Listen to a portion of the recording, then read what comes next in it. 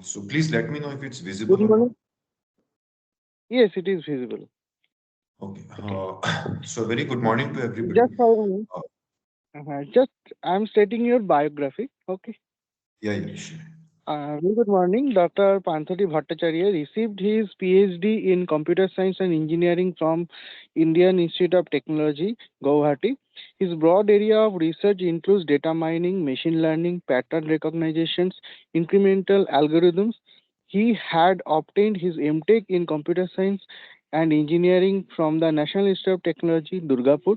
In course of his masters, he had developed an optimal virtual keyboard in Bengali language for faster text entry rate. Dr. Panthadeep had completed his BTech in Information Technology from Assam Central University, Silchar. He had studied his higher secondary from the prestigious Cotton University, formerly Cotton College, Guwahati. Prior to join NIT Rourkela, Dr. Bhattacharya has worked as an assistant professor in the Department of Computer Science and Engineering, Indian Institute of Information Technology, Guwahati. He had also served as an assistant professor in the School of Computer Science Engineering, KIT, deemed to be University of Bhubaneswar. Dr. Panthadeep has been a professional member of the Associations of Computing Machinery ACM since 2016. He had received his Best Thesis Award in the PhD Research Symposium track as a part of ICDCIT 2022 conference. He had primarily worked in developing incremental algorithms for handling dynamic data for the purpose of mining clusters and outliers. As a part of his research, Dr. Bhattacharya had conducted one of the most comprehensive studies about density based clustering algorithms that were proposed in 1996 onwards, ranging over a period of 23 years. He was also offered a position of postdoctoral researcher in the University of Porto, Portugal, for working in a project titled Generating Artificial Data for Algorithms. Dr. Panthadeep is open to guiding students as the master's and doctoral level. For those interested, you may visit his research profile. Thank you, sir, for accepting our invitations. Okay, good morning, sir. Please, you can Yeah. start your session.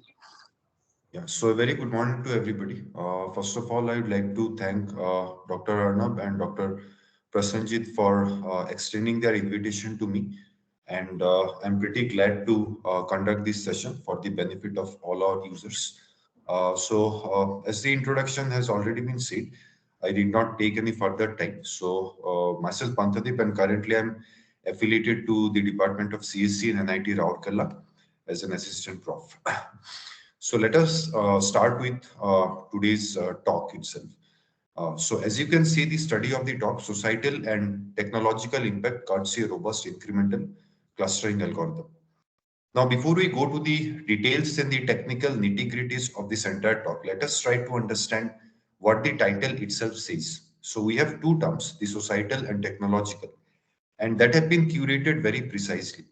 So the entire talk will be based on the technical stuffs, the algorithms, the methodologies, but eventually our target will be to understand how it is impacting the society as a whole, or the technological landscape that we have currently in our country and also in the world in general.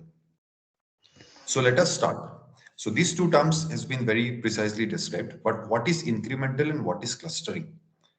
So incremental means it's a marginal increase. For example, if we are trying to do something, the next particular thing that we won't do in a bulk. We actually will do it in bits and pieces so that we reduce the cost that is incurred while we process things in a bulk. That is called incremental. For example, suppose you study 500 pages today. The next day, you are not going to study 200 more pages. You will study, say, five more pages, then five more pages, yeah, and then you will go on accordingly. And clustering, as we know, it's grouping of the elements having similar properties. So this is the outline of my presentation. First of all, I'll talk about the goal of the talk, followed by what is machine learning. So a lot of our viewers must be new to this field. Then the motivation behind why you are solving this problem or why we'll be discussing certain algorithms that we'll be discussing today, and the applications. So, as the title of the talk suggested, why this has already been covered or why we are at all discussing this thing, because of the impact that will have on the society and the technological landscape of our country. Followed by the problem formulation. So, for every research problem, we need to frame it in a certain way using certain mathematical abstracts, and then we go ahead with our solution. And these are two of the primary algorithms that we'll be discussing. So this is the non-incremental version. We'll be highlighting what are the problems associated with this algorithm. And once we understand the problems associated with this algorithm, we'll actually come to this incremental version. That means the IMAS. This is nothing but the incremental extension of this non-incremental version. So this is the static method.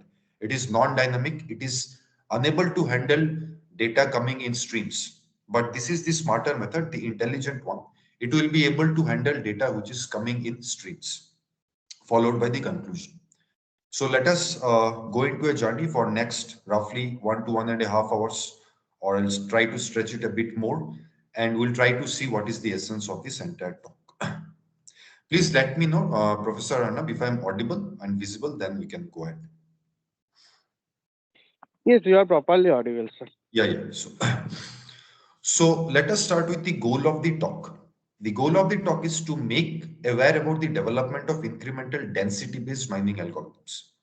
So we have understood what is incremental. It is increase in bits and pieces. We have understood what is clustering. Definitely, it's the grouping of the elements based on similar properties. But what is density based? Now, see, there are different paradigms of clustering. There are different domains of clustering. Density based is one of those domains. If you do some research or do some study regarding clustering, you will find there are multiple techniques to find clusters. And this is one of those techniques. Now, why we are choosing this technique? Because if we choose these density based techniques, then we'll be able to find clusters of arbitrary shapes and sizes. For example, if we have cluster of elongated shape, if we have cluster of any arbitrary shape, if we have cluster of say relatively convex shape or say ellipsoidal shape, we'll be able to identify, which some of the other clustering algorithms are not able to extract. For example, those who have had any remote idea about clustering, most of us will talk about K-means clustering algorithm. So it is a very famous clustering algorithm, but it is not density based. K-means is primarily a partitional clustering scheme, which is only able to detect clusters of convex shape or say roughly circular or globular shape clusters. But what about these clusters? They are also clusters at the end of the day. They also have points, aggregation of points, and are pretty compact in their places. Are we going to ignore them? The answer is no. So we need to extract all of them.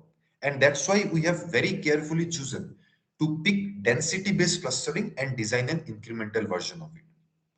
Now, I want to make it a both way interaction. If you find anything interesting, you can pose your questions. I'll be more than happy to answer it. Or you can also take the questions later on, whichever way you like.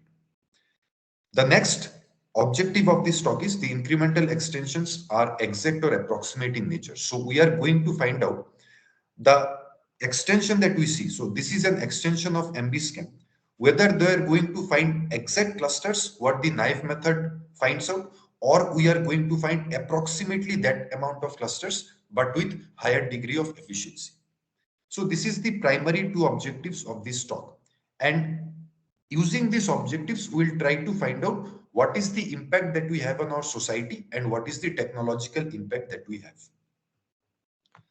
So let us start from the very basic foundation for the benefit of all our viewers. What is machine learning? To put it in layman's term, it's the ability of a system to learn through fed data and its actions for performing the desired task. So basically, in a very simple language, whatever we humans are supposed to do, we are trying to make the machine do similar kind of things, but with certain training actions.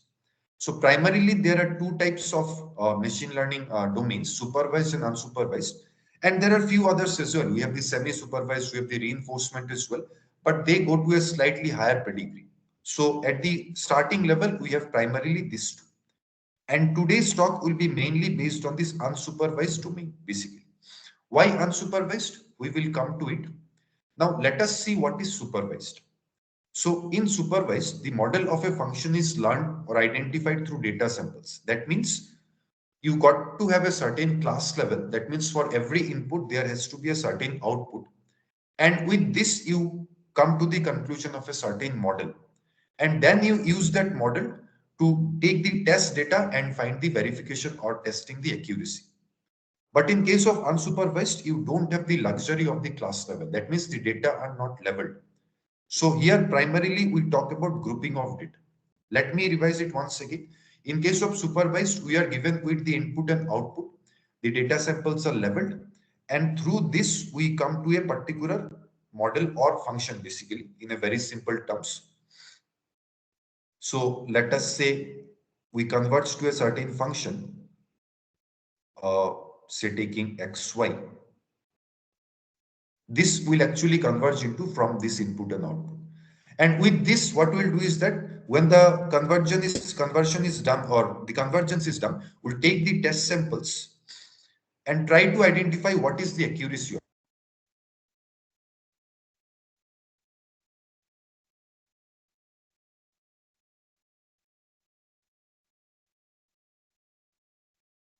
it. Will take these are my testing samples. But in case of unsupervised, we don't have this luxury. We just have pure aggregation of data that are spread out, basically. We don't have any class levels. We don't have any certain given output for a certain input. So what we do is that we have to group them eventually. And primarily clustering is one of those paradigms which actually comes under the concept of unsupervised learning. So now what is density-based clustering? So density-based clustering means we are going to group the points based on their compactness or based on their density. That means what is the crowd in that particular area? If you could see here in this diagram, these are my sparse places. Okay. So what is sparse? That means it is spread out. It is not compact. The crowd is very less. But if you look at these spaces, it is relatively compact as compared to these spaces. So you can see the crowd is very high. But you must also be seeing in a very interesting way that the shape of this particular region is quite different from the shape of this particular region. What does this mean? That means the shapes are arbitrary. These are unpredictable. But then again, this is also a dense zone. This is also a dense zone. This is also a dense zone. Now, only a couple of minutes ago, we were talking about a very popular clustering method called k-means. Okay, we are talking about k-means. Now, the problem with k-means is that k-means will be able to detect something of this kind, but k-means will not be able to detect something of this kind. This is the problem with k-means. So you must be asking that why don't you pick k-means and design an incremental version of it? Because it is also a very popular clustering algorithm and still it runs to be popular. But because of this particular disadvantage, and there are certain other disadvantages as well, as we go on to see this presentation. Because of this, we are going to pick this density-based clustering algorithms. Now, it has certain properties, which is why it will be able to detect even this kind of clusters as well. Now, our choice is pretty much good because we are choosing such a robust clustering paradigm. Now, if we design the incremental version of it, that means let the data come, we will be able to detect clusters on the run. That is our primary goal. Because we could have done this in other paradigms also, but we will do it in density-based methods because of its robustness, basically. And we not only detect clusters, we also detect outliers as well, basically. So what is the motivation behind designing the incremental algorithms? First of all, escalation in runtime. So non-incremental methods are very time consuming in nature because if you keep on adding data, their running time will also keep on increasing with the passage. Secondly, increased consumption of resources. It is quite obvious as you keep on adding more and more of data for finding the clusters or the outliers, the amount of RAM that you will require or the amount of space that you will require, it will be pretty more. So basically, the consumption of computing resources will be very high. And thirdly, perhaps the most important one, the latency. That means let the incoming data be placed, but then again, the time in which you are going to find the result will be a lot delayed for non-incremental version. Say suppose the data has already reached, but because of the slowness of the non-incremental method, the time when you are going to receive the output, you will not receive it. You are going to receive it at a much later time. Okay. So suppose it be called as T1. But with incremental version, you are most likely to receive it at that time itself. So basically, it's like on the run kind of very dynamic kind of a algorithm, this incremental versions. So because of primarily these three problems or these three issues, we come up with the design of incremental algorithms. Issues of naive algorithm, that means these are non-incremental. They are unsmart, they are non-intelligent in nature. You feed the data, they will process as per their own whims. But if you design a smarter or an incremental version of it, they will have to process it at a much lesser amount of time and they will produce the result instantly, but with a bit of a higher consumption of resources. Not much, but only an insignificant. So this we have already discussed, density-based clustering, what are the advantages and disadvantages, even for outlier detection as well. You remove the clusters, the rest of the points are treated as outliers. Now, the main theme of this entire talk or in context of this entire event, why we are discussing all the technicalities. So, as I said at the beginning, the societal impact and the technological impact. Now, let us look at it very precisely and very clearly.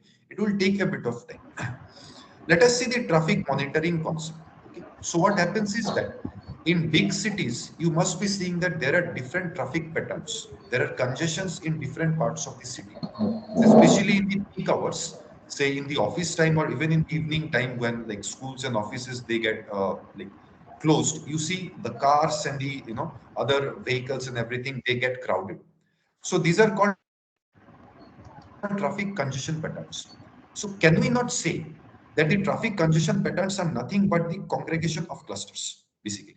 So let us try to understand that how we are mapping this concept. This can be your vehicles, and we are finding a particular area of the city where we are finding this particular aggregation of vehicles. That means this can be treated as a cluster. At the same time, there can be another part of the same city where again the vehicles are crowded. Again, the vehicles are crowded. So this can be another aggregation of clusters. Now, if we go back to the previous slides, don't you think that we can actually model or map this entire concept into a traffic aggregation pattern? That means what? The timestamps will be our, you can say, the tick of the moment. And at every incoming, you can say, moment, basically, say T0, T1, T2, we'll have different traffic congestion patterns. So suppose at T0, this is what it looks like. Now for T1, this can be your new cluster. This can be your new cluster. This can be your new cluster. That means your traffic congestion has changed. This means if at time T0, these are your aggregation of vehicles or cars in a particular area of the city, at time T1, at time T1, maybe this is your traffic congestion pattern. Maybe the cars and vehicles have assembled at these places. So basically what we are seeing is that this is nothing but the dynamic extraction of the clusters. Whatever cluster was there at T0. So suppose this pink or purple clusters patches you are seeing, they are the clusters at time T0.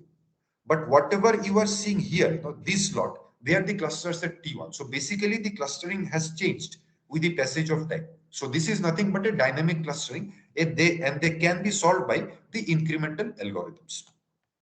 So these traffic data sets are actually, so this data set has been taken from a very famous top-notch conference, CIKM. It is held every year. So it is a very top-tier computer science conference. So this idea has been taken from the CIKM conference, which is in 2015 itself. Next in say medical research. So this is probably a universal kind of a reason you can say. So predicting the say epidemic, you can say, maybe not in the extent of say COVID or some of the other pandemics, but to the smaller extent of predicting an epidemic outbreak. For example, say viral fever or say cholera or say jaundice, stuffs like that. So what you can say is that your every data point can be an individual or a patient, and the features they will have is these are my features. So these features means the dimensions basically. Your features can be your say if there is a fever or a cough or a sore throat or running nose, etc., they can be treated as your features basically. So every point can be treated as a single data point. Every individual can be treated as a single data point, say P1, P2, etc.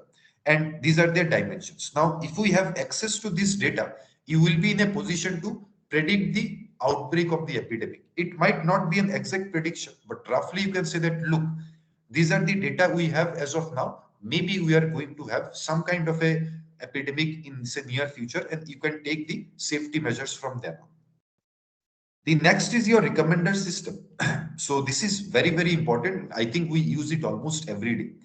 For example, the product recommendations, or say, for example, the YouTube, like the YouTube videos that we browse every day. If you can see this video as well, it's a very interesting thing that you notice about this video.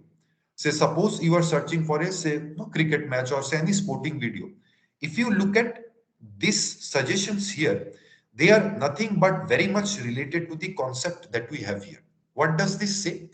This means if this is a data point of a particular cluster, then it is presumed that whatever other points that are lying within the same cluster will also get displayed. What I mean to say is that suppose this video and this video, they have a similarity. This is also a sporting video. This is also a sporting video. To be even more precise, this is a video of a cricket test match. This is a video of a cricket test match.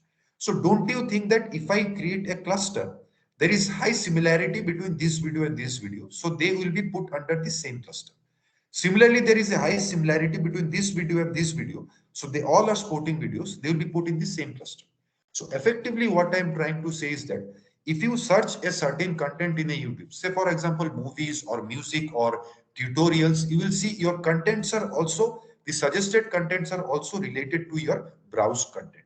So what does this mean? You are actually picking from this cluster itself, basically. So suppose somebody has searched for this content, that means the other contents which are lying in a part of the cluster, they have similar contents. They will be now flashed as your suggested videos or recommended videos. So this is exactly what I am trying to say, that it produces recommendations through content-based filtering. Okay. The next is e-commerce sites. This is something that we use it in our everyday, day-to-day use. For example, if you place a certain order in Amazon or say Flipkart or eBay or whichever sites, so suppose you order for books of programming language, you will see related contents are also suggested. If you look for a programming language book in C++, you might have suggestions for Python or Java or etc. So again, the fetching is happening from this cluster content because primarily they are a part of the same group, basically. So again, in order to model it to our problem, don't you think that these are also clusters which will keep changing from time to time? Now we cannot use the naive algorithm or the static algorithm to extract these clusters. We have to take care of certain or find out certain very smarter and intelligent methods to find out the clusters. Why? Because this will keep on continuing forever and forever. Every day or say every minute, almost billions of hits are actually done on YouTube to find out the content. So suppose you are browsing from your desktop or your PC. There are billions of computers in this world which are browsing at the same time. So what will you do? Will you take help of any non-intelligent method? Absolutely not. You have to take help of certain thing which is very smart so that it produce the results right at that time itself. Okay. So any questions here? You can please let me know. I'll be happy to answer before we move on.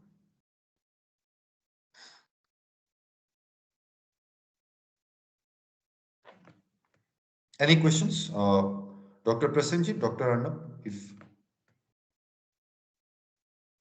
Okay, hello. sir. You please carry on, sir. Yes. Okay. So let us see the problem formulation now. So how do you frame this problem basically? So so these are, so you can say these are my like societal impacts or the technological impacts that this entire problem is having. So we have dealt with the healthcare domain. We have dealt with the very realistic traffic congestion patterns, extracting the traffic congestion patterns, the recommender systems, and the like e-commerce sites as well, the different orders that we place on the sites. So there are many other applications as well. These are only a few. For example, the web crawling. Suppose you come up with a newer website today and you want to list it into Google. So immediately it will not get list, but then again, after a few days, you will see that your name or your website is actually listed by Google. So these are done by the web crawlers. They basically index the newer domains which are actually launched, basically. So they are also the concept of incremental algorithms.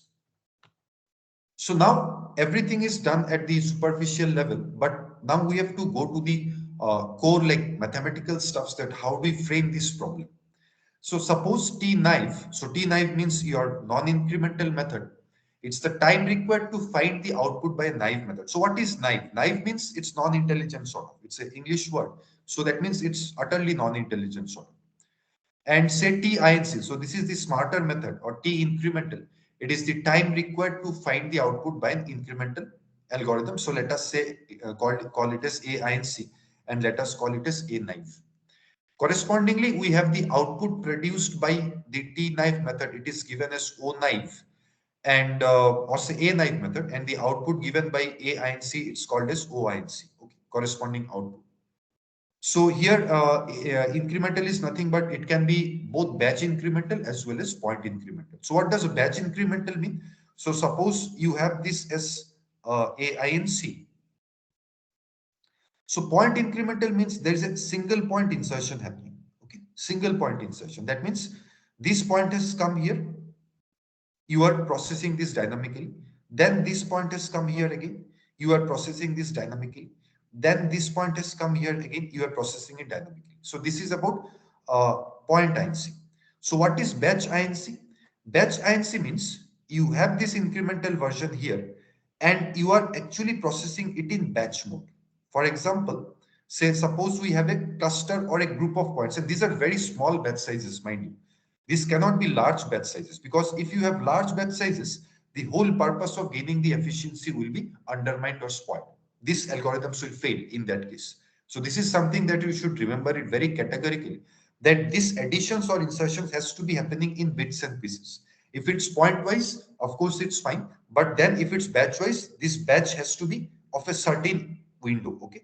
There is a certain window size. So this batch will come, the processing will happen. This batch will come, the processing is happen. If the data is coming in bulk, you have to divide it into batches. Okay. Let mem knife and mem inc represent the amount of memory required by a knife and a inc. So these are my memory consumption basically. We'll see if we require some extra memory or a bit less. But even if the memory required is extra, it will be like pretty marginal sort of. But our main objective is to have this efficiency. So what are the objectives that we establish? The time required to find the result by an incremental method should be less than the time required to find the result by the non-incremental method. Your output can be slightly compromised. Please note this very carefully. So this is your exact incremental extension. That means if you are lucky enough, you will find exactly identical results, what the non-incremental gives and what the incremental gives. But even if you are slightly compromising the result, that's okay because the compromise will be very insignificant sort of. So suppose you are mining clusters for say 100 points. For incremental method, you might mine it for say 95 points. What I mean to say is, if you look at this slide particularly, so suppose this is your cluster.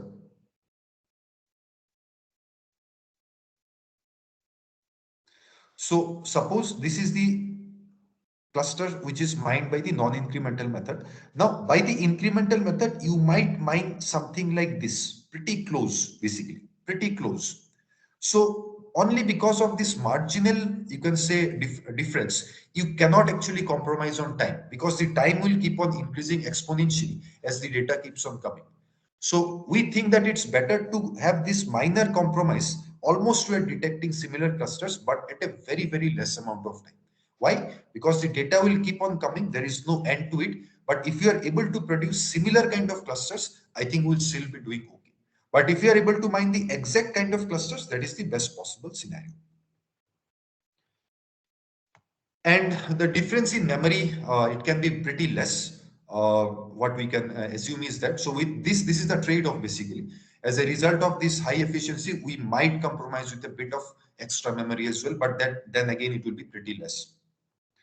So this is all what I'm trying to say. This is the scheme of the work. So now we are going into the core technical details. So whatever I have described in previous slide. So suppose D is the initial data set.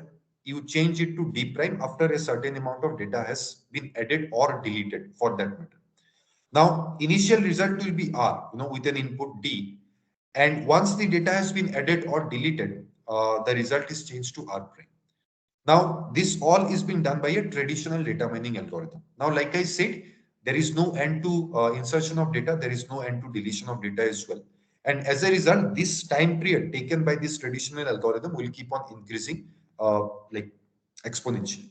So how to remove this problem? We take help of this incremental version. So this is the scheme here. You have the original data set. You add or delete certain number of points and the data set gets updated to deep prime. Then you retain the computational history. So these are certain memory like status or snapshots of certain memory structures which we retain, and or basically you can say these are the components of the traditional algorithm A. Now, using these components, we'll actually able to design the incremental version. That means once we identify that what are the components of this is traditional method A, what are the heavier components, we can say that can we not tweak those heavier components so that next time when the data gets added, we can only get hold of these heavier components and come out with our incremental design. And the components which are light, for example, the ones which require very less amount of time, we need not actually tinker with those components. They can be kept as it is. So it's very important to retain the history of these components, each of these components, so that next time when the data gets added, we can only target the heavier components. So you can see this cycle repeats till the time we get or keep on like till the time we add all the requisite points or delete all the requisite points, we keep on actually feeding the data each and every time. And by the time we end up feeding all the data, whatever final result that we find out, that is your final mined clusters or outlets. And this will be compared with the clusters which are obtained from here. If they are exact, if these and these are exact, that means it's an exact incremental algorithm. But if these and these are approximate, that means nearly similar but not exact, that means it's an approximate incremental algorithm. Is it fine, everybody?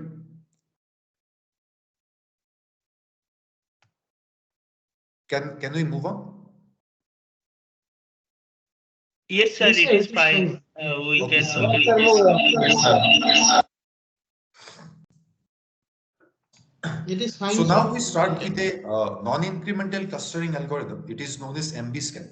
So we will see that what are the disadvantages of this problem. It is a big enough algorithm, which was actually you can say published in ACM CKDD in 2016, one of the top-notch venues for data mining and machine learning.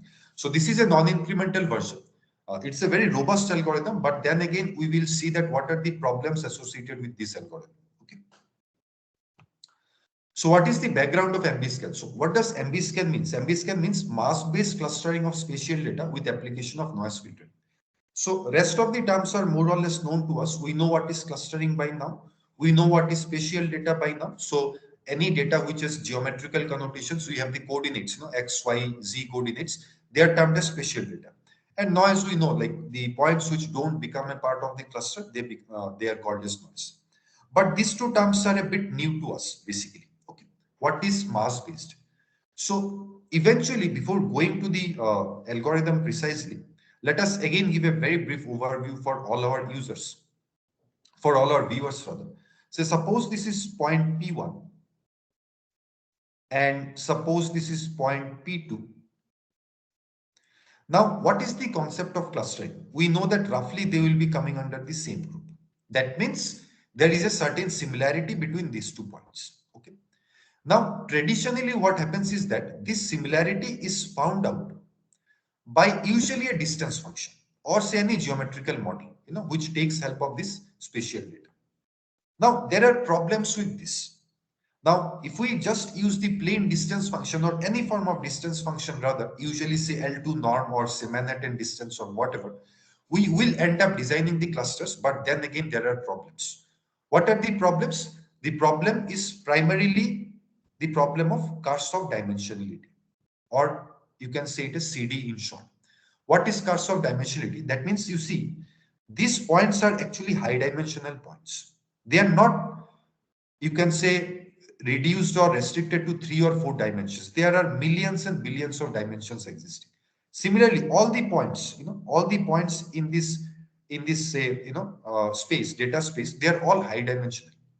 Now, what happens is that in your high dimensional space, if you use this distance function, there is a chance of incurring this problem for curse of dimensionality. That means as the number of dimensions increases, your accuracy of the model will keep on decreasing.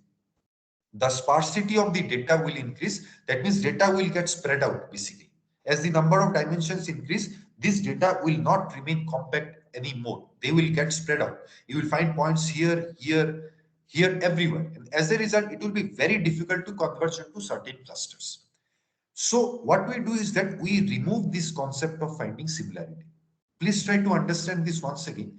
We remove this concept of similarity. That means what we are saying is that, look, we are not going to use this distance function as the idea of similarity. We are going to use something else, which is very novel, and this is called mass-based similarity.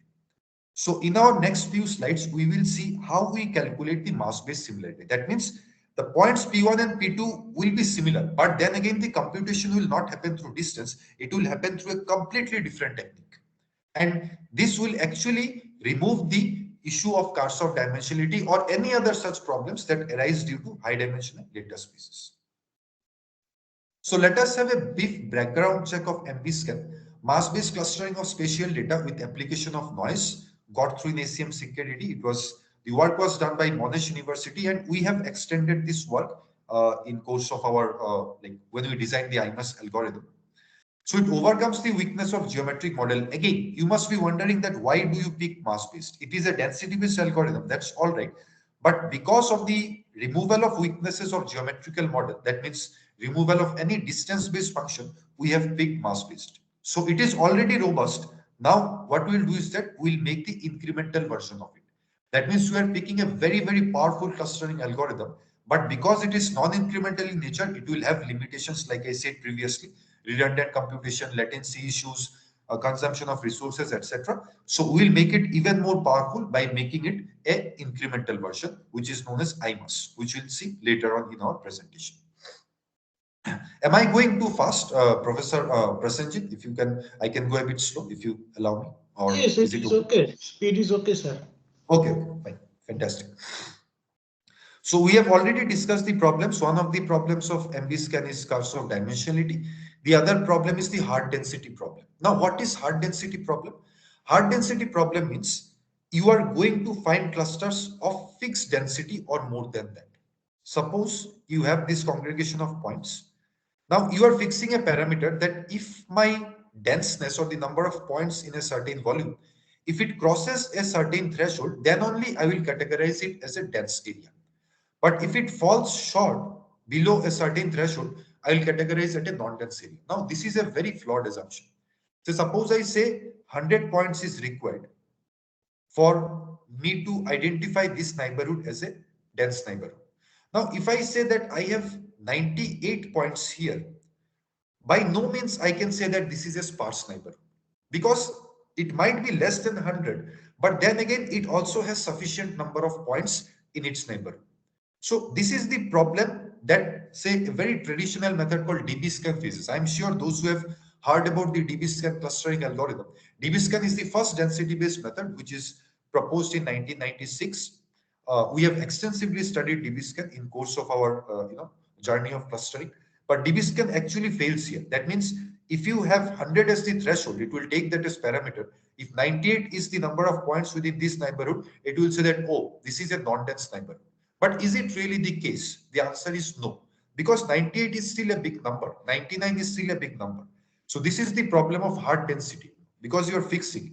So what MBScan and all does is that they will be pretty flexible. If you find some congregation of points in a particular space, then you are categorizing it as a dense neighborhood, which is perfectly okay.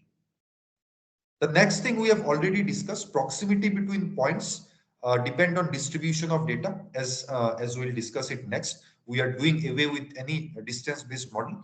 The next is probability mass of the smallest local region. Now, this is the unknown factor for a lot of us. We will see in our next slides through diagrams, or else it will not be clear to all of us.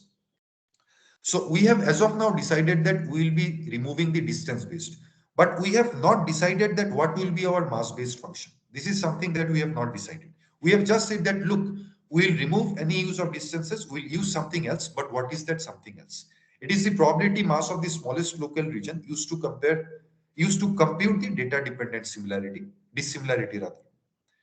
And also it proposes a new neighborhood function from the data dependent dissimilarity, showing that it can replace an existing neighborhood density function. So now in next few slides, I require very careful attention of everybody, all our participants. We have to understand MBScan very clearly before we understand IMUS. And this is a pretty big enough algorithm actually. Pretty big and a bit complex as well. A lot of data structures, trees will be involved, forests will be involved, and few other probability mass functions will be involved as well. Once we understand this MBScan, because this is non-incremental in nature, we will actually find out what is the problem with MBScan. That means where it is failing and where it is most likely to fail and where IMUS is coming up. And it's not that IMUS will solve all its problems. We have designed IMUS with an aim to solve most of the issues that are faced by MBScan. But mind you, these are parameter sensitive algorithms. If you change the parameters, their results will also change. Okay. So now we'll embark onto this journey of understanding MBScan and let us proceed ahead. So what is MBScan? So MBScan has few building blocks. Like I said, this method will be composed of certain building blocks. That means certain components.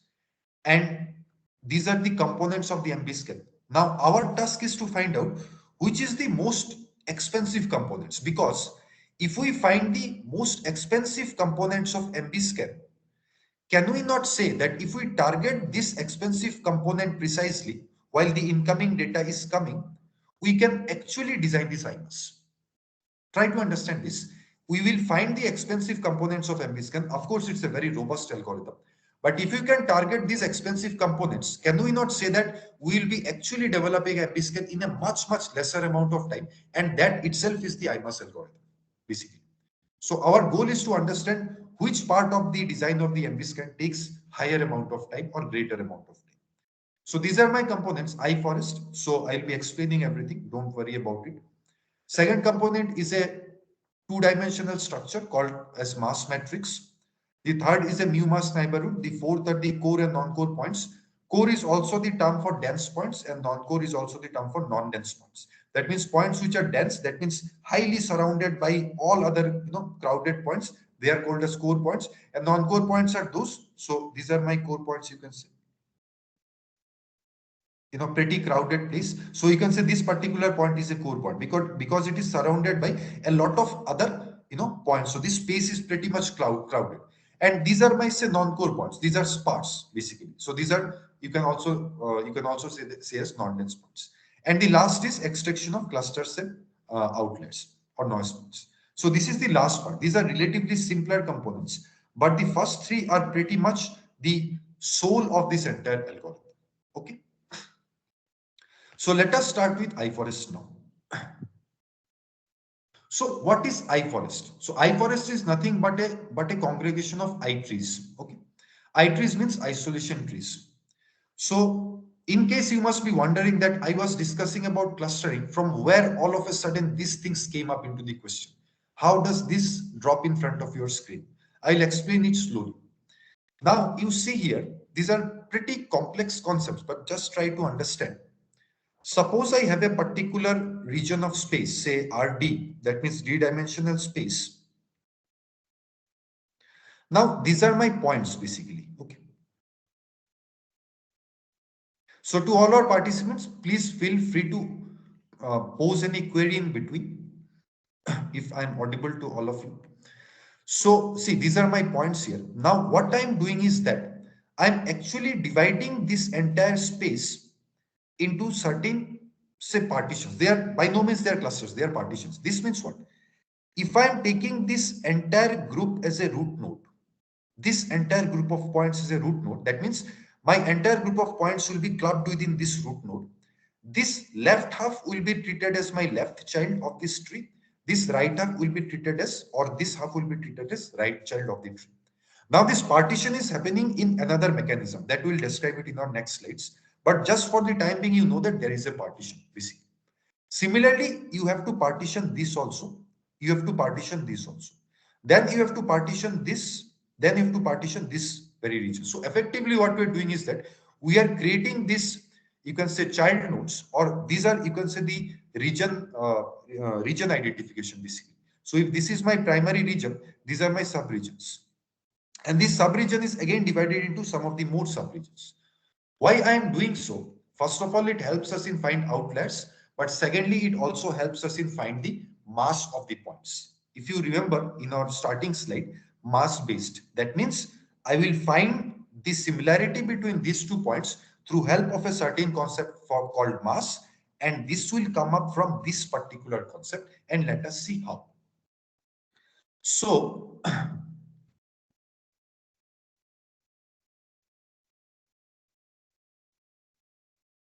is it fine, Professor Arnab? I guess no technical glitches. Okay.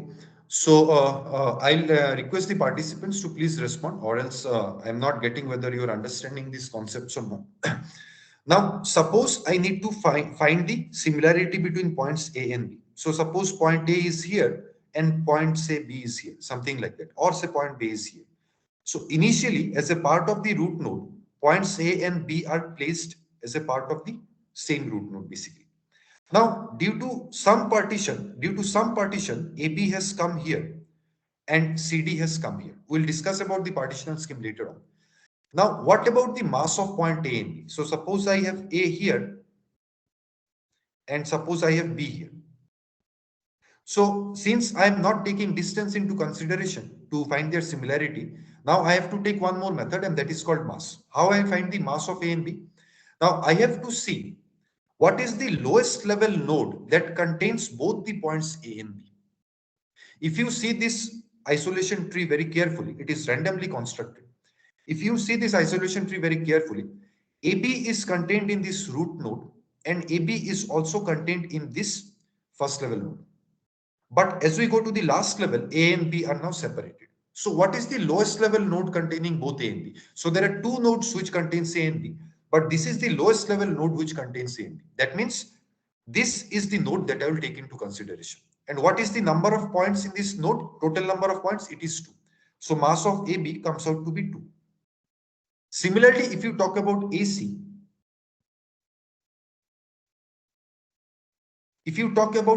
now, what happens is, what are the presence of AC? So AC is present here also in this root node, and the combined presence of AC is nowhere to be found. That means this itself is the lowest level node containing A and C. So what is the mass of A and C? It is 4, because the total number of elements in this node containing A and C, lowest level node containing A and C, is 4. What is the mass of A? This is the self dissimilarity. So what is the lowest level node containing A? So A is contained here, A is contained here, as well as A is contained here. So the lowest level node containing A is nothing but this. And what is the total number of elements here? It's 1. Only one element is there. So the mass of AA is 1. So this way we find the similarity of both these points. So any 2 points. Now this is not the final similarity. What we do is that we construct a number of such IPs. Yeah. 40 क्यों लगाना है? जब कोई लेके जाएगा तो मैं क्यों पैसा लगाऊं अपना? Hello. Sorry, sir. Okay. You please carry on. Okay. Okay. So now what is the mass of A and B? It is 2 here. So if you see here, we have not used distance into consideration. We have used a completely different scheme to find the similarity. And this is what MBScan actually does. Now, this is not the final similarity of A and B. What we do is that I'll share these slides later on. You can get hold of this formula. This is all what I've explained here. That is all what this formula is actually explaining. Now, I have told about the partition. In case you must be wondering that how this partition is happening. This is not happening just by fluke. So next we'll discuss how this partition is happening, that how we decide which elements are going to go to the left child and which elements are going to go to the right child. So suppose we start with a group of 8 points here, and they all are, say, having 10 number of dimensions. Say the number of dimensions are 10. And these are my individual dimensional values. So suppose this is point A, point B, point C, point D, and so on. Okay. And then I pick a certain dimension arbitrarily. This is one of the first parameters of every scale. Okay. So this is your split attribute. That means out of 10 dimensions, this is randomly picked actually. And based on this, your tree will also differ. So suppose for your illustration, for your benefit, I say I pick the fourth attribute. That means this. So what are my fourth attribute values for all the points? These are my fourth attribute values. And if you see all the values, what is my minimum value? This is my minimum value. What is my maximum value? This is my maximum value. So this is known as Q mean and this is known as Q max. Now, next what I'll do is that there is one more parameter called split value. So there are two parameters. One is split attribute, the other is split value. Split attribute is nothing but the arbitrarily picked dimension, and split value is nothing but a value which lies between Q min and Q max. But then again, this value need not coincide with any of these values. Please be very careful about it. I have said that Q min will be legitimate from any of these points. Q max will be legitimate from any of these points, the fourth attribute. But whatever comes between Q min and Q max, that is again random, basically. So any number between 1.7 and 3.8 will be treated as your split value, basically. And they need not coincide with any of the in-between values between Q min and Q max. It can be any value in between. Now what we do is that we come to point A. We check its fourth attribute, which is 2.1, and we see, suppose this split value is now 2.5. Okay. Now we see if the split value or if this fourth attribute value of A is less than 2.5 or not. If it's less than 2.5, A will be a part of the left child. But if it's greater than 2.5, it will be a part of the right child. So suppose we come to B here, B's value is 3.2, and we see that if this is less than 2.5 or greater than 2.5, that means the split value. If it's greater than 2.5, so it has come to the right child. So similarly for F and G, if you look at F, it's 2.6, it is greater than 2.5, so it is coming to the right child. Similarly for G and for H, you see it's 2.3, it is coming to the left child. Okay. Now, the same recursive procedure. So this is a recursive procedure actually. So the same recursive procedure actually acts for these two nodes also. So whatever we did here, we'll do here also. Again, we have how many? 5 points are there. We'll pick a certain say attribute randomly, split attribute for this node, mind you. Again, we will find out the Q mean and Q max, find a split value and compare that dimension of that particular point with the split value. If it's less, that value, that element will come here. If it's greater, that element will come here in the right chain. Similarly, it happens for this node and all the other internal nodes also. Now, you must be wondering where the tree construction stops. The tree construction stops in two conditions. Either all the leaf level nodes are atomic, that means they have single elements, or you have reached the height of the tree, whichever comes first. So suppose this is a 8 node root, so perhaps you will have height as 3. So the moment you reach height as 3, your tree construction will stop. Or if you have all the leaf level nodes as single element nodes, either of those two conditions, whichever satisfies earlier, your tree construction will stop. Now this actually helps us in finding the pairwise mass. So suppose I have found this mass of AB through this tree, you see I'll be able to find the mass of any pair of points from this tree. If I say I need to find the mass of AC, say mass A comma C. Okay. What is mass A comma C? So where is A and C present? So A and C is present here, A and C is present here, and A and C is present here. What is the lowest level node containing A and C? The lowest level node containing A and C is this. How many elements are there in the lowest level node containing A and C? It's 3. So my mass of A and C will be 3, but this mass is coming from this particular I tree, basically. So this can be a very biased computation because who has said that I will only construct the I tree in that way? So what I do is that I will create say t number of I trees. That means I give equal chance of finding masses from various I trees. Mass of this A and C. Can you please take care of these disturbances, sir? Please. So now I have all these t number of I trees. Each I tree, so suppose I want to find the mass of A and B here. So from this I tree, I will find a particular mass. From this I tree, I will find a particular mass. From this I tree, so these all are now these I trees which are created by this method, basically. Okay. So suppose I have t number of I trees, and from each of these I trees, I find the masses of just single pair of points a comma b. I add all those masses and I find out the probability mean mass. That means I divide by the number of I trees and the total number of data points as well. The expectation of the probability mean mass. So this is given by the formula this. And if you find this value, that is nothing but the probability mean mass of for a single pair of points a comma b. So for every pair of points, AC, AD, BG, BC, BH, for every pair of points, we'll be able to find the masses from this I forest. So what is an I forest? It is nothing but the aggregation of all these I trees. And for each I tree, we'll find individual masses, we'll sum them up and we'll find the probability mean mass and finally the expectation of the probability mean mass. And whatever result that we get, that is the final probability mean mass of AB. In this way, we find the probability mean mass or PMM for every pair of points. Now, these PMMs which are found, the probability mean mass, they are actually placed in a particular matrix known as mass matrix or mass-based dissimilarity matrix.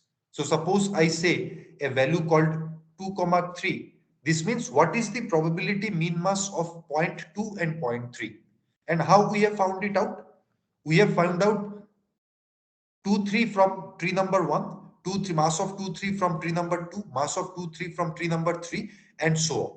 We have aggregated all this mass, found out the expectation of the probability mean mass, and whatever the result that we get, we put it as ME 2, 3. That means it has come out from all the I trees, summing up the masses of all the I trees for this pair of points, and using this formula, we find out this. Similarly, for this point also, for point P1 and P4. We take all the I trees into consideration, find the individual masses, add them up, and finally find the expectation of the probability mean mass. Whatever the result is, they will actually placed in this matrix called mass matrix. So this is the third component here, if you can see, or the second component. So we have already discussed what is I forest. We have already tried to identify what is mass matrix. Now things will get comparatively smooth. Now, what is mu mass or mu neighborhood mass?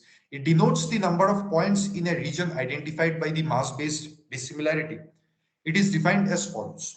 Now, this is the formula for it. What it says is that if I look at this mass matrix, say for point P0, it will say that how many such points are there in this row whose MEXY is less than a certain chosen threshold called mu. And how this threshold is chosen? This is the maximum of all the diagonal elements, principal diagonal elements, slightly more than the maximum. So whatever M00, ME11, ME22, ME33, ME44 is, the maximum of all these elements plus slightly more, say delta increment, that value will be set as mu threshold. Now, for a single point, how many such points in its row? That means how many points in its neighborhood? This is nothing but its neighborhood. This row is nothing but the neighborhood of this particular point. This row is nothing but the mass-based neighborhood of this particular point. So how many such points will have the similarity or mass-based dissimilarity or this MEXY value less than this threshold? So that number will be given as mu x. And this is the strength of your mass-based neighborhood for a particular point x. So if my x is say P0, Sir, yes, sir, I'm just interrupting. Some of the participants just raise your hand. They have some doubt on that. yeah, sure, Any queries? If you have any sure, queries, the participant, please let us know. sure. Good Please, you morning, can sir. raise your, yeah. Can I ask? Yeah, absolutely. In the previous figure, you showed the formation of an I forest. Yeah. In crux, can we say that each I tree in that forest is a result of a different starting point? For that means we choose one attribute to create one tree, then we choose probably a different attribute as a starting point to create the second tree. See, I mean, the actually the I for the individual I trees, their root node will be say different. So suppose you say 8 points as the first I tree. The second I tree will have say different set of 8 points. Not a different set, but the complete data set. I beg your pardon, the complete data set. Now, yes, you are right. the individual attributes based on which the partition is happening, that is actually again randomly chosen. You can't have a say on this. Now, if I go to this, it's a very good question that you have raised. Now, your question is for the second iterary. For the second iterary, you are saying that the starting, will it happen from this dimension or from Yeah, this rather than dimension? the fourth attribute, suppose we Yeah, start yeah. our tree with the third attribute because we don't know which will yield an Absolutely, optimum result. absolutely. We don't know. So again, say for the second iterary, when the splitting starts, there is no guarantee it will start from fourth, but then it can also start from fourth as well. Please be very careful about it.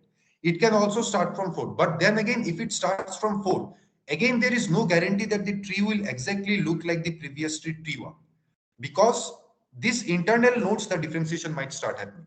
So suppose here the fourth attribute is the splitting factor. Here say third attribute was the splitting factor. Here say fifth attribute was the splitting factor. Now here if you start with fourth attribute, there is no guarantee that the splitting factor will be 3 and 5 for the first level nodes. It can be 2 as well. Or here it can be 7 as well, splitting factor. Because these splitting attributes are randomly decided, you are going to get different iteries for different occasions. That's all. So this doesn't mean that if you start with 4, you cannot start with 4 here. You can, but it can start with 3 also or whatever. But the complete conformation of the tree will not be identical for any two iteries. Or it may be, but chances are very less. It will not be. Most likely it will not be, because you can have a random element here. That means what? Your partition or the split will be a lot different here as compared to the previous itery. So you have this unique itery So as compared to T1. Now, when you go how to many T3, yeah, okay. so how How many many iteries? NIT That is, trees yeah, then that is a, we include in the tie forest? Because yeah, this way that is it a can go hyper, to a very large number, yeah, and we you don't can, know but what you, optimum would be. yeah, the optimum is around 10 to 15, around 10 to 15, basically. So that is again a hyperparameter that we are using this algorithm. So we have seen the split attribute, the split value. The third hyperparameter is number of iteries. So usually that number is 10 to 15. That's a very good question, because the more number of iteries means your result will also get affected accordingly. So usually we don't go beyond 15, basically, when we do the experiments. Okay. Am I clear? Yeah, thank you, sir. Okay. So now coming to MUX, MUX is nothing but the number of points whose MEXY is less than that threshold. Now this is your mass-based dissimilarity. So suppose this is your P0. So once we have used this formula MUX, that means we have found out all those points which are lying in this mass-based neighborhood of P0. Now, didn't we promise earlier that we will actually reduce the or limit the concept of distance? We are not going to take distance into consideration. We'll take help of any other technique, but not distance. But what we have done is that we have taken help of probability, we have taken help of the data distribution, and we have come out with a certain kind of crowded space or a dense space. So with that, what we do, we remove the concept of cars of dimensionality and all other concepts which come with high dimensional data space. So in context of clustering, these are the latest works which are going on. If you find the recent research papers as well, they don't take distance into consideration anymore. They take help of different data structures, probability density function, data distribution, etc., etc. There are two works which you have already worked on. I was a part of those two works. There's a different data dependent dissimilarity as well. Maybe I can discuss it later on if time permits. So now we are coming up with this crowded space based on this metric. So this is its neighborhood. This is its neighborhood. But which are the points? So suppose these 3 points, they have mass less than mu. So we pick these 3 points. Now for P1, suppose we have these 3 points. These are its mass-based neighborhood. Say for P2, it is this one, and this one. And say this one. This is its mass-based neighborhood. Okay. The region defined by the expected probability mass instead of distance, as we have discussed it, the parameter mu controls the size of the region. So a large or a small mu defines a large or a small region, and the volume of the region is small in dense area and large in sparse area. So this is quite obvious. If we have pretty small regions, the compactness will be pretty high, and if we have say larger regions, the compactness will be less. Now, how do we form the clusters? So if we go to this slide, there is one more parameter. So what are the parameters we have seen? One is the split attribute, the other is the split value, the other is the number of trees, and next one more parameter that we will see, it's the core point formation threshold, say delta core. In this formula, sir, what are HI and D? Are XY given HI and So it is the cardinality? hierarchical partitioning. It is the hierarchical partitioning. That means this is one hierarchy, this is H1. This is one more hierarchy, this is H2. This is one more hierarchy, this is H3, basically. Okay. And R is nothing but this region, okay, region space. So say suppose RAB, that means in which region or sub-region it is lying, in which region or sub-region it is lying. So summation means region or sub-region based on the first hierarchy, region or sub-region based on the second hierarchy, region or sub-region based on the third hierarchy, basically. Okay. And we divide by the number of trees, that means we sum up. So what is this? This is nothing but say M1AB plus M2AB plus M3AB, coming from first hierarchy, second hierarchy, third hierarchy, tth hierarchy, divided by the number of trees into total size of the data set. Cardinality of D is the size of the data set, the mod D Exactly. Yeah. denominator. So this is the size of the data set. So suppose you have 1 million points, you just put it 1 million here. You have 15 trees, you have put 15 here, and this is the individual region mass based on hierarchy, ith hierarchy. So if you remember, say suppose we have MAC equal to 3. So this is 3 based on say I tree 1. So you can say hierarchy 1. Okay. Now from the second hierarchy, say MAC comes out to be 2.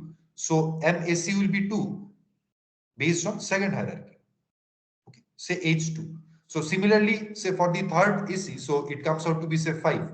MAC comes out to be as 5. So this is coming from the third hierarchy. Okay. So what does this mean is that you add up all these points divided by the total points that are involved in the data set and the number of entries that you have taken into consideration. So 4 parameters are there. As we have said at the beginning, the algorithms are parameter sensitive. So if I have 3 points here, say suppose I have 3 close points pertaining to P0, I have 3 points pertaining to, so these are, their mass is greater than mu, so we'll not take this into consideration. Similarly, these masses are also greater than mu, these masses. So we'll take say this and this into consideration. Now if this number, say there are 3 points, now suppose this number is say 2, for example. So 3 is greater than 2. Okay. So what is M P naught? M mu P naught. So if this is P naught here, M mu P naught is coming out to be 3. Why 3? Because the number of points which are having say MEXY less than this threshold, or less than say mu, this one mu is 3. So now we have to decide that whether this is greater than the core point threshold or not. If so, then this point will be categorized as a core point. If so, this point will be categorized as a core point, or this is a core or a dense point. Now suppose here only this point and this point are having mass less than mu. So this is a non-core point. That means here this value will be 2. So here only these points, a value will be 1. So this is again a non-core point. So now we have say 3 core points. Out of these 5 points, we have 3 core points and 2 non-core points. And the clustering scheme says is that any 2 core points which are connected, I mean they all are connected basically. Any 2 core points which are connected, that means this is the mass-based dissimilarity between them found out by the mass matrix, then they will be a part of the same cluster. Now suppose this is one more say non-core point. So these all are say core points. These all are say core points. Now any 2 core points, they are connected within the same cluster. Now if you see this core point and this core point, so they are also connected. So they also will be a part of the same cluster. But because this core point and this core point P1 and P2 are a part of the cluster, this cluster will now expand. Okay. Similarly, these and this, or say these and this, they will be a part of the same cluster. But because these and these are already a part of that cluster, this cluster will also expand. So that's how the cluster expansion takes place, basically. But what about the non-core point? So for a non-core point, we have to find out, or a non-dense point, that means these points, these are the non-core points. What about their fate? They also have to be clubbed somewhere, right? So we have to see whether they are directly connected to any core point or not. If they are directly connected to any core point, that means they will also be a part of that cluster. So that's how you see this cluster formation is happening. But what about this one? This was also a non-core point initially, but because it's not connected to any of the core points, that means it will be filtered out as a noise point. It's pretty unfortunate that we have to cut this point out. And these are the points which lie outside this. These are the points which lie outside. Now, this is the cluster formation scheme in broad. You can obviously see this slide for the details. Now, you must be wondering what is the problem with MBSCAN. We have solved the cars of dimensionality. We have found out the clusters, in a very smarter way by using the probability distribution. We haven't used distance. We are finding out arbitrarily shaped clusters. Everything is all fine. But what is the problem with MBSCAN? The problem is that if you look at this table, so these are some of the data sets which are taken from the University of California in Irvine, UCI, famously known as UCI. So if you look at the construction time of these individual components, I4S construction time, mass matrix construction time, core, non-core cluster construction time, and MBSCAN construction time, excluding I4S, you will see that if you have this as your time, say final cluster formation time, you will see a bulk of the time is taken by this mass matrix. And it's very interesting as well. I mean, there is no matching whatsoever with other components. It is disproportionately high. If you see this very, very carefully, 16.7695, out of which 16.75 is taken by mass matrix. That means building this structure, building this structure. If you see all the data sets, so these are the description of the data sets. I think this data set is taken from a University of Finland, basically. The rest of them are taken from UCI. So because of computational limitations, we stuck to this dimension. These are the higher dimensions that we had, basically. We have certain computational limitations in most places. We can't go for billions and all of that. So if you see here, all this time logs which are detected, they are almost consuming a disproportionately high amount with respect to the total time. And if you see this table, this row basically, almost 10% time is consumed by the mass matrix. So can we not say, your question like how many I-trees we go? So we have varied till say 20 I-trees, 21, 24 I-trees, that number around. And delta core has been selected accordingly. So can we not say that if we somehow solve this mass matrix incrementally or in a smarter way, we will be able to come out with a much, much better design? Because this will go on and on as the new data points. So as of now, we have not added new data points. As of now, it's only a very static algorithm. As the new data points will keep on coming, can you imagine the level of inefficiency it will have? Because every time this mass matrix will be constructed, and every time we have to sit down for say another 15-20 minutes to get the final result, which is definitely not an option. If you can see here, these numbers are pretty high, and that is only for say a data set of how much segment is only 2310 points. Now if this goes to say one more order, you can better imagine the time that will require here. We might have to wait for another 7 to 10 days for carrying out simulation basically. So that's why we thought that can we not reduce this time? So we have not only reduced this, but we have also tried to reduce the I4S time also. So if you can reduce these two components, the rest of them are pretty less. It is very insignificant. That means the cluster formation and the core and non-core point identification, we have very less amount of time that is required basically. So now we go to this incremental version. So we have done with this, we have identified its robustness, but we have also identified where it is most likely to fail. So now we go to this IMAS. So our motivation is very clear because of this disadvantage of MBSCAN. So MBSCAN eliminates distance-based issues. The IMAS algorithm may therefore inherit the robustness of MBSCAN. Fine. So IMAS will inherit all the good properties of MBSCAN. Perfectly all right. But then what is the bad property of MBSCAN? The bad property is that it has very, very expensive components. We can't actually afford these components when we keep on inserting data points, because these points will keep on coming and we can't afford to sit like a duck basically and try and wait for the results. So what we do is that we come up with a certain smarter design. So next we will see IMAS. So MBScan involves heavier algorithmic components such as iForest and mass matrix, making link clustering on dynamic data an inefficient process, as we have discussed. Any queries till now? Any queries? So we Any will go into IMAS now. Till then, you can pose your queries. any queries from the participants end? Please let us know. If you are having any query, please let us know. Okay. So, Professor Arnab, I think we have around half an hour's time. Is it? Sure, sir. You can carry on, no problem. We're Okay. having sufficient time. Yes, sir. So this is our design basically. So MBScan was designed in the University of Monash in Australia, and this was designed by me. So you can the affiliation says for itself. I mean, not only me, but we had few other collaborators as well. So incremental mass-based clustering. So we retain the good properties of MBScan. Let me put it in a very simple term. We take the good properties of MBScan, but we need to remove the bad properties as well. Not bad in a sense, but then when it was designed, the authors or probably its inventors did not think that someday we'll actually take it in the incremental form as well. Okay. So incremental mass-based clustering, we name it as IMAS. Okay. So IMAS, Journal of FCS in 2020, it got through.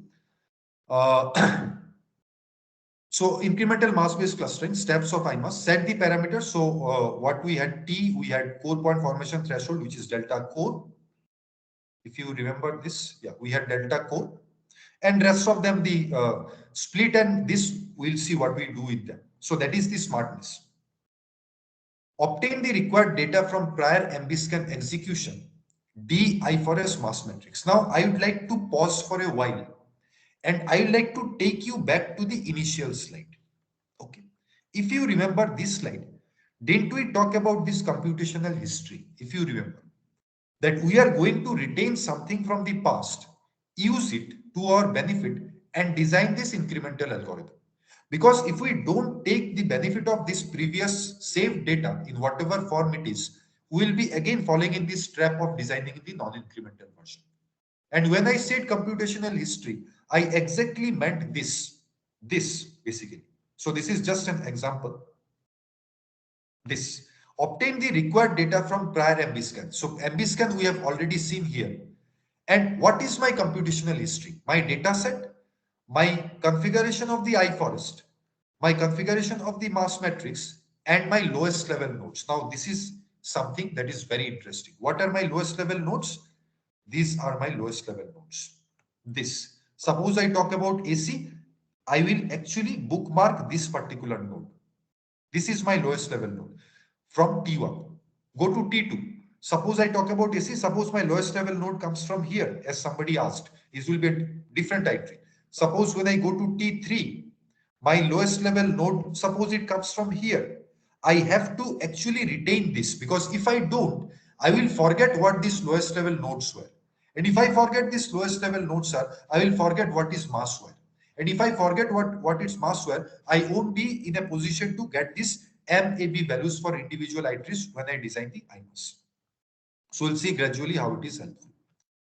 This is my computational history and I retain it. I will use it judiciously to design the IMAS algorithm.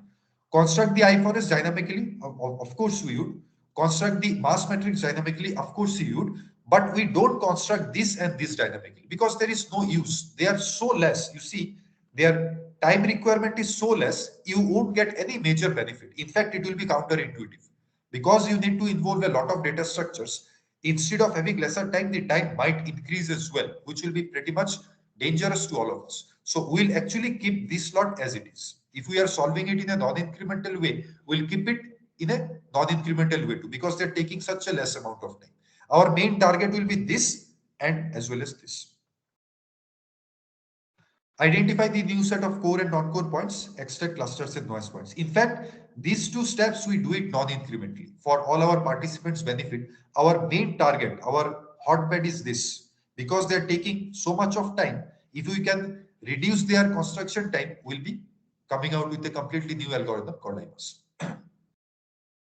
So now let us see the very, very interesting part. Please pay attention. Now, from our MB scan, what we had. This is our I tree. We had T number of I-trees, say 15 number of I-trees are there.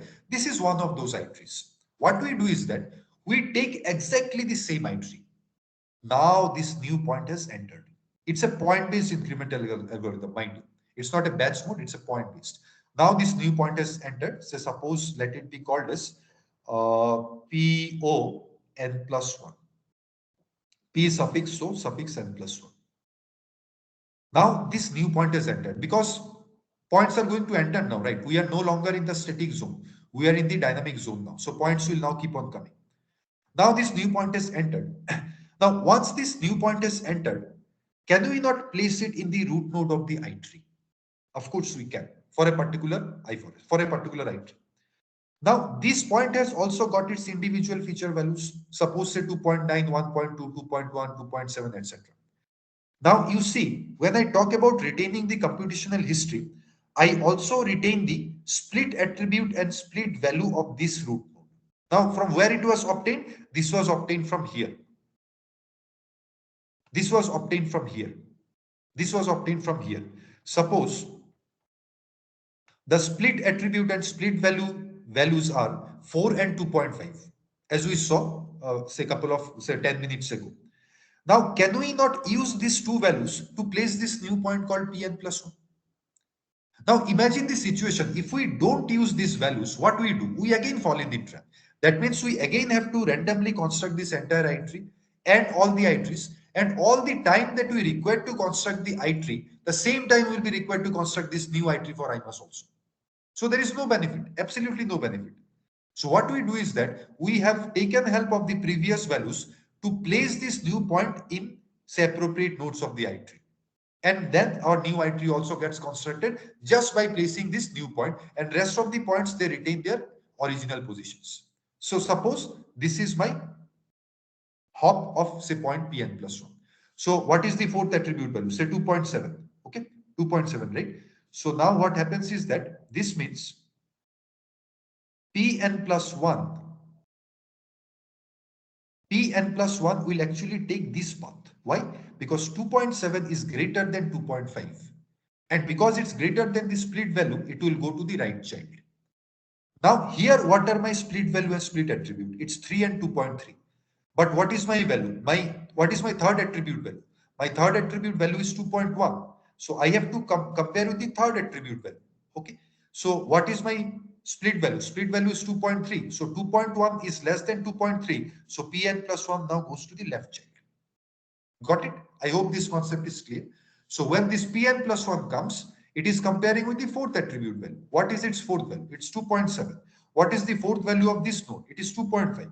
2.7 is greater than 2.5. So it will come to the right child.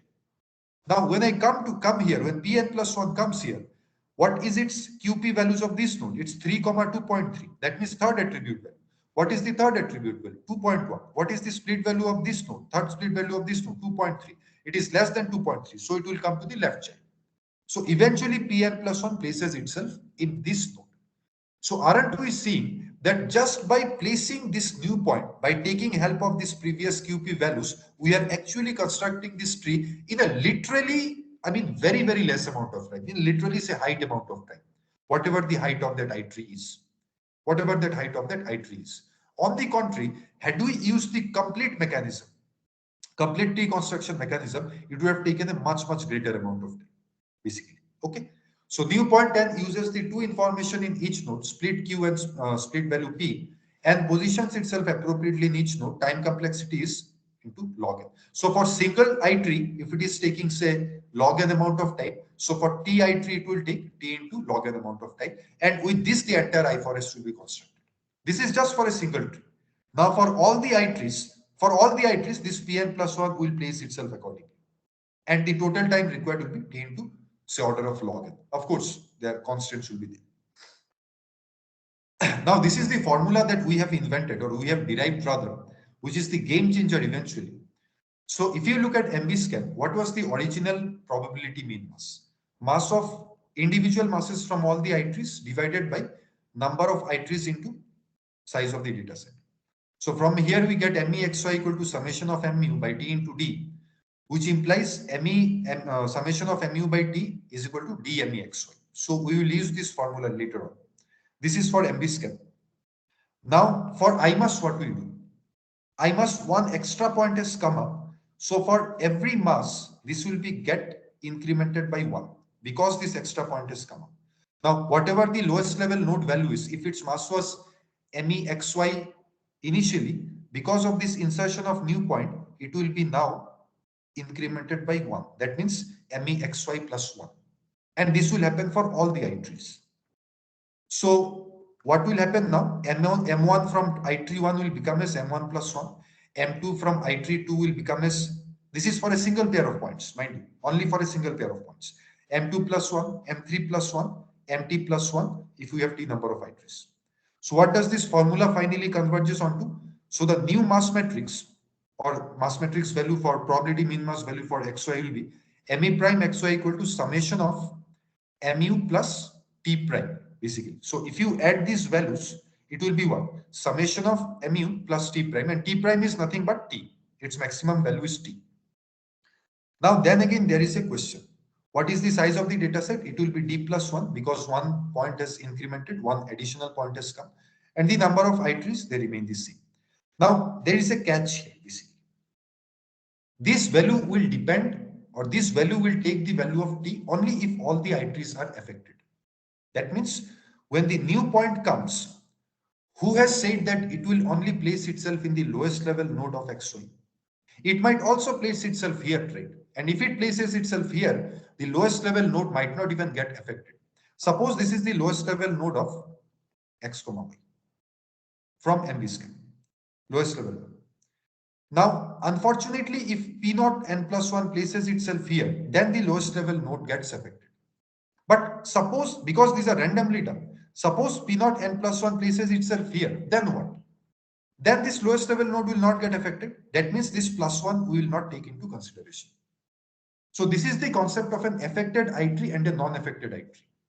If the new point places itself in the lowest level node from obtained from MB scan of a particular pair of points XY, then this I3 gets affected and your increment happens. That means the absolute mass increases by 1. But if it places here, fortunately if it places here, then your lowest level node doesn't get impacted. That means whatever you had MEXY from MB scan, it will continue to remain as MEXY. Got it? So this is the worst case that we have taken into consideration. That unfortunately, if all the I3s are affected, we'll have an increment of 1, 1, 1, 1, 1. In that case, the formula will somewhat look like this, but in that case, T prime will be equal to T. That is the maximum value. So once we derive this formula, I'll not go into the mathematical derivation. We start from here, we do the simplification, and finally we come up to this expression. So this is our derived formula. We have derived it completely on our own. And the primary help of this formula is that this is the game changer basically. This is the primary game changer. You don't need to do any computation. You just put the number of affected I3s in the IMUS algorithm, you will actually find out the ME prime XY. But just imagine, had you not done this, you'd have to calculate the entire mass matrix by your own. This is the actual increment that we are doing it. Had you not done this smartly, you have to calculate all the mass matrix points by your own. But because we are doing it in a very smarter way, by using this formula, of course, we have derived this formula. There is no other intervention. Just by finding the number of affected I3s, can we not say that we can find out the updated probability mean mass of the pair of points XY once the new point has gotten inserted? Okay, once the new point has gotten inserted. So you see here, this value is known to us. This value is known to us from our MB scan previous mass matrix because we retain the computational history. This value is known to us, our number of I3s, that is a fixed hyperparameter. Now, if we know just this value, we are ready with our computation. We need not go to the I3, we need not go to the I4S, we need not go to anything for that matter. We just need this value. So how to find this value? Just we got to see what are my affected I3s. That means if this point places itself in the lowest level node, and that's why we need this lowest level node. We need this lowest level node. If this point places itself in lowest level node, fine. This number of affected I3s is 1. If go to second I3, if this node places itself in lowest level node, number of affected I3s is 2. So effectively you can say 0 less than equal to T prime less than equal to T. Okay. That means the maximum number of affected ITREs can be all the ITREs can be affected, and the best case minimum number of affected ITREs none. That means fortunately, if the new point keeps on placing itself into those nodes which are not lowest level nodes, it will be an unaffected ITRE. So in that case, it will be zero. And in between, if some of the ITREs are affected, it can be T prime, say any value between 0 and T. So this is our final formula for mass matrix and this is our updated mass matrix. So only this portion will be actually found out by this new formula, this updated mass matrix. But because we have added a new point, that means one column will be added and one row will be added and it will become an n+1 cross n+1 mass matrix. But these values will be again calculated non-incrementally because they don't have any previous retained information. They have to be found out just like the way you found out in NP-scale. But for the previous values, what we found out for previous set of n cross n values, they will be found out incrementally by using this formula. Okay. So the total time cost will be, these are very marginal increase basically. Tn square plus Tn plus 1 log psi, where psi is nothing but the subsample size, when we partition the main data set. So this is again a constant literal. So we literally don't have an impact. So what about mu threshold? Now we are through with the tougher part. The mu threshold is nothing but primary diagonal. This is my primary diagonal elements. Find the maximum of that. Just add a bit of an increment, say 0.01 if you want to increase. That will be your mu threshold. This is again found out. Identify the core and non-core points. These are found out non-incrementally. So how do you find out core and non-core points? Take this point, see how many points are less than that MEXY values, that is this mu must neighborhood.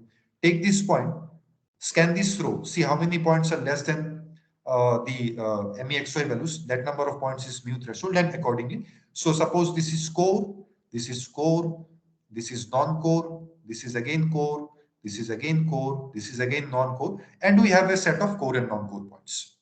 And then we club the clusters accordingly. Two core points connected by a certain like similarity value, they will be clubbed as core points, just like this concept, basically.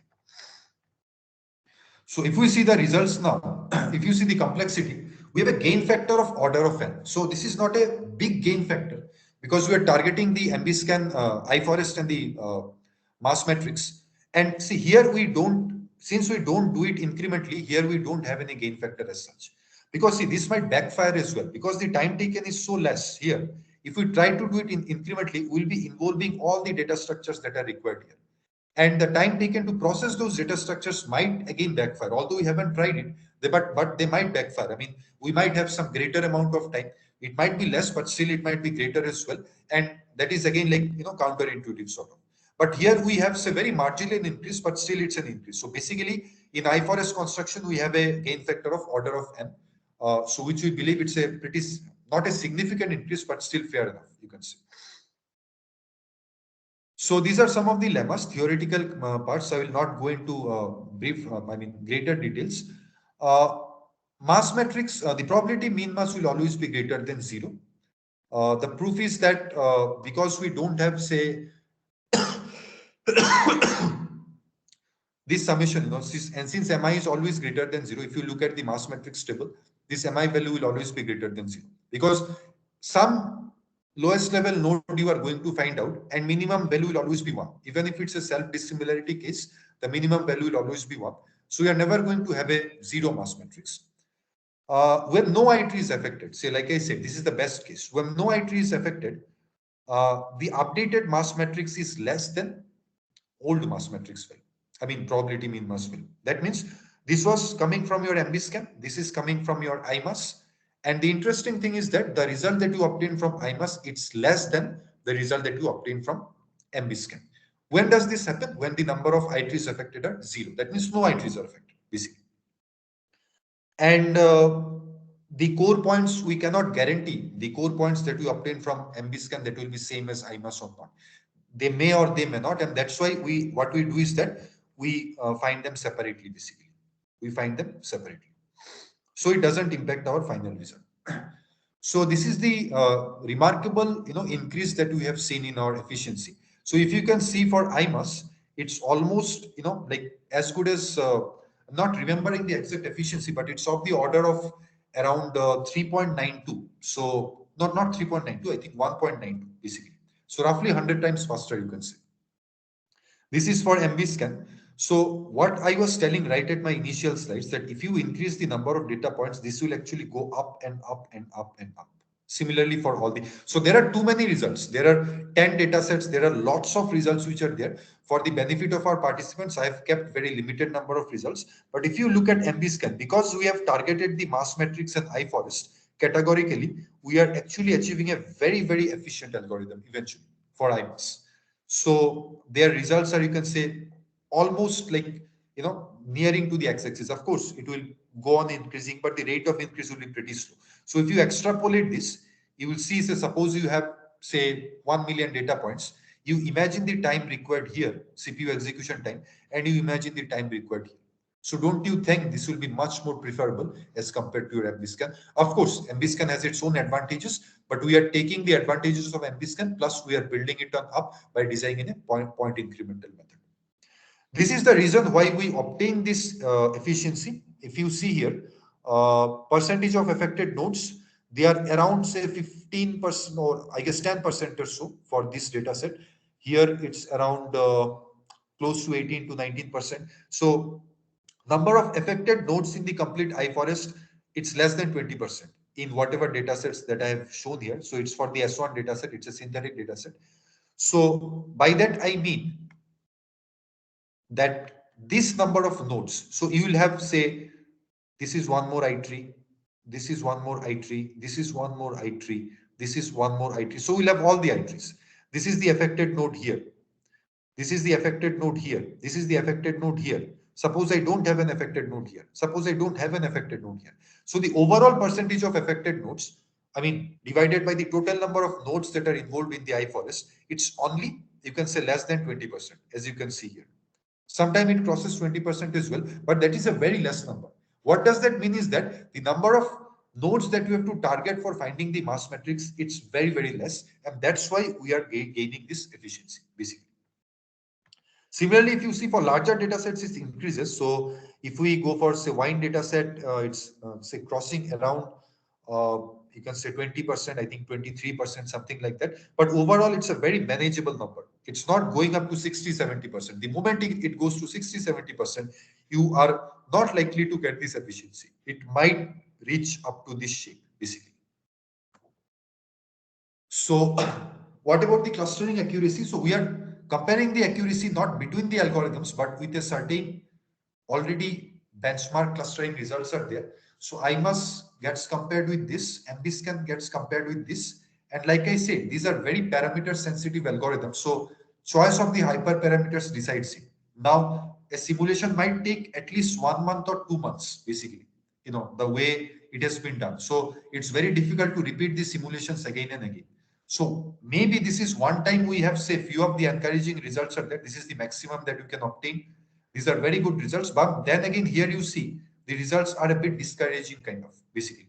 Why? Because of the choice of parameters. Tomorrow, if I say I select 10 entries and my core point thresholds are different, my hyperparameters are different, you might see an improved result here. But that's not my core idea. My core idea to explain is that you look at the approximation. See 0.80438, 0.80438, so they are exact incremental. But if you look at this wine data set, for example, 0.384, this is the rand index value, that means clustering accuracy, it's 0.52. So here you see the approximation has happened. That means it is around, say, 38% close to the benchmark clusters. It is around 52% close to the benchmark clusters. My goal is not to compare with this. My goal is to compare between this and this. Because it's around 38% close to the original clusters, it is around 52% close. So that means they are, say, approximately incremental. But here you see both of them are 80% close to the original clusters, basically. So these are for class level datasets, and for unleveled datasets, we have a mean cluster accuracy of around 60% or so. But like I said, I mean, if you change the parameters, you might end up getting even better results as well. These are all like, randomly selected parameters. This hyperparameter selection is completely like arbitrary sort of. But our main goal is to check out on efficiency and see whether doing it exactly or approximately. So these are the final few results. So you can say, see the percentage reduction. See MB scan and IMAS. See the percentage reduction in iForest, 99% reduction, 91% reduction on mass matrix building time. For all the data sets, aggregation, iris, S1, S2. So we have a pretty encouraging reduction in building time. So for you can say IMAS as compared to MB scan, and which is what our initial purpose was. So conclusion, the efficiency of incremental algorithms depends on the complexity of the building blocks of the baseline. The incremental algorithms perform most effectively when minimal updates are. So this is very crucial, minimal updates, very, very crucial. In case you must be thinking that what we give, say bulk updates. If you give bulk updates, suppose you are going to add, say 500 points, your whole purpose might be failed. You might not gain this efficiency. Because why? The entire data structure which is working in the background, they will get very heavily burdened. And the time that you are required to produce this efficiency, that might be required to process those data structures, and that might be counterintuitive as well. So we need to have very small updates. Even if it's a batch size, say 5 elements, 10 elements, 20 elements. This is a point incremental, of course. Single size batch is there. So minimal updates are the order of the day. So we have extended this one. Basically, we have again, I'm actually collaborating with some of my other collaborators from University of Stuttgart in Germany and from other places as well. So we are observing very interesting phenomenon when we come to the batch mode, because the batch mode behavior is a lot different. Although I have said that you take a batch size of 5, but this entire formula gets changed. These formulas get completely invalid when you go for batch mode insertion, basically. So we are currently in process of doing. If anybody is interested, let me know. We can talk about it later. So that's it, Professor Arnab and Professor Prasenjit. Thanks for having me. If any questions, you can raise now. So I'm done with Uh, my presentation. can I ask a question? Yeah, Sure, sure, madam. sure. Yes, sir. Yeah, the technique or the scheme of IMAS that you've explained, I believe the algorithm is working if we are continually increasing the cardinality of the data points. The number of data Exactly. points are increasing. What Exactly. happens Yes. in a scenario if I have an existing data point and some of the attributes of the existing data point change? They will they not change my existing matrix which I am using as a computational Uh, history? See, if Will I that have ideally that should be considered as a new data point when the attributes have changed, and it should be exactly. deleted So from the previous history? no, no, no. See, so if I have understood your questions precisely, so suppose Pn was your existing data point and Pn plus 1 is your new data point. Now, whatever dimensions of Pn are there, MBScan has already computed it. That means whatever dimensional values of Pn are there, MBScan has already computed it. There is no change in that basically, because they are already logged into your data file. Now, all you are doing is that you are inviting new points. These new points are getting invited, and they will have different dimensional values. And based, see, we are retaining these iteries. This iterary is created based on say P1 to Pn. Okay, this iterary is created based on say P1 to Pn. So there is no tinkering with this. There is no flirting with this iterary. This is done.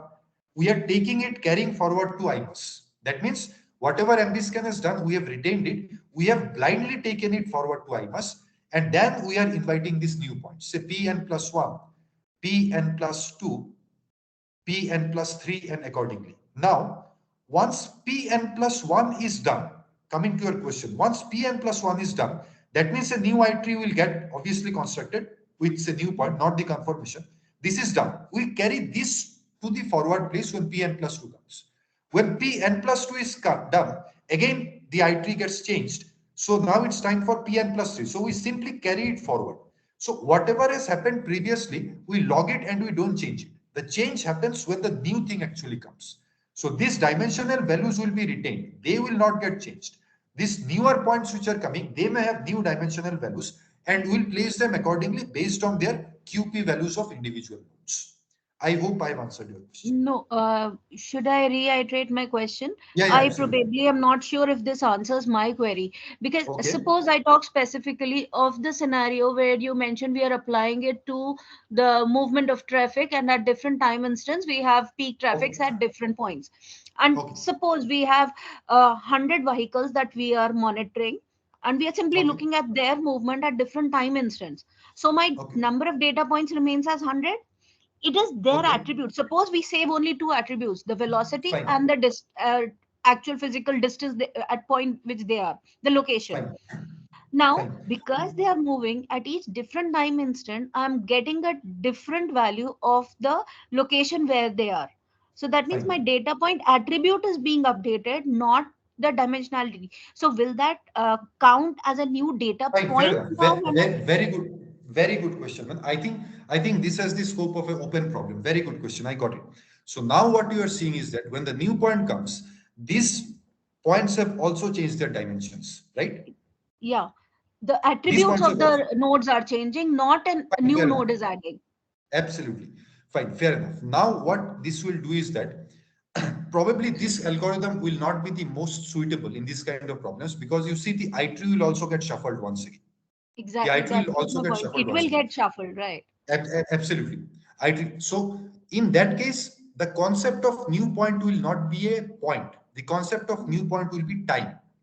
Hmm. In case of traffic that you are telling, the concept Hmm. of new point will not be a point here precisely, it will be time. So in time instance t0, say suppose I have certain congestion patterns, in time instance t1 I will have different congestion patterns. So in that case what Hmm. we'll do is that if this algorithm is suitable or not, perhaps we have to judge it later on. There are other incremental algorithms, say SNN scan is there, batch incremental SNN scan, where things can be done accordingly. But if we map it here, what we will do is that we'll not take the new point. We have the I tree. So let us remove this new point now, because this new point is nothing but it's the time now. And we for time, we will not actually consider it any kind of this thing. So what we'll do is that because they have already changed their values now we will decide that whether this point it comes here or it goes here, basically. Because if we apply this, that means we have to recalculate the tree and Recalculate. Yes, the recalculate. mass matrix each Or- time, and we are not reducing on time in that case. Absolutely. And then this algorithm might not be the most suitable option, Okay, because the construction of an I tree will be more or less the same what it was before during MBScan, basically. Very exactly. good point out. There are certain algorithms like which are dealing with spatial data, like SNN DBScan is there. So it's a this is dealing with like just data points basically. So here once the new points come again, if we take it as time, but see if the dimensions are changed, then again the links that are created, those links can be actually updated based on the dimensional values. I think coincidentally, ma'am, I must thank you because you have given a very new research direction here. Because without taking a new point, if the dimensionality changes, that itself is a signal of the change of the clusters, and that too we have to deal it incrementally. So maybe it's a thing of the future. I have to look into it. But if at all it can be done, it has to be done by this reshuffling itself. As of now, what is coming to my mind. Okay. But this algorithm definitely doesn't seem suitable, because if we construct the I tree here, it will take same time than what it was taking previously. So perhaps this will not be the most suitable. There are other, you can say, incremental algorithms. We have to see how their behavior is. So mind you, there is no uniform template for these incremental methods. We have to study each increment naive algorithm separately, then come out with their individual components, and this see we have to target the components. We can target the components, individually now. So yeah, I'll see to it basically. But if at all the reshuffling has to be done, that's all what is coming to my mind as of now. Okay. Thank you, sir. Very good question. Fantastic, fantastic. Yeah. Any other queries? These are pretty complex problems. It requires a deeper understanding. So I'm pretty glad. I think who has asked it. So fantastic. Yeah, Professor Arnab. Thank you. So all the esteemed participants, any other queries?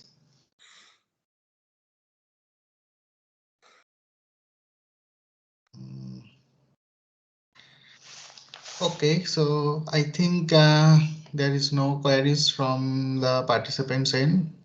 Thank you, Professor Panthadeep, for your lecture. Okay, so I'm requesting Professor Proshenjit De to wish sir for that one. Okay, what I can say that it was a wonderful demonstration, not just only lecture. It was kind of it was looking to me like a tutorial class. You were explaining everything vividly. So, from my point of view, I get the most out of it. And I expecting more questions from the participants because this is an open area, and maybe the next 5-10 years majority of the research maybe will be done in this area. So it is a great opportunity to have him with us in here.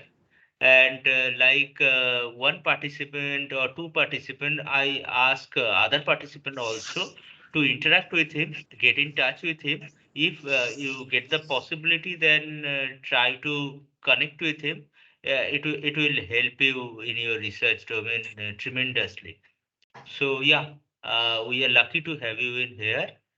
Thanks a lot. Thanks for being a part of this event, AMLST 2024. Thank you, sir. Okay, so thanks a lot Sir, once please again. share. Excuse me, Yeah, yeah. sir. Please Yes. share his email ID. Well, it's available in the website, so you can just Sure, we shall share all those things. everything will be Okay, okay. Thank you. there. So finally, I would like to thank Professor Arnab and Professor Prasenjit for actually having me here. The constraint of the time probably have to end it here, but thanks once again. And yeah, thank you. That's the best I could have done. Thanks. Thank you, sir. Thank you. So I'm leaving the meet now. Am I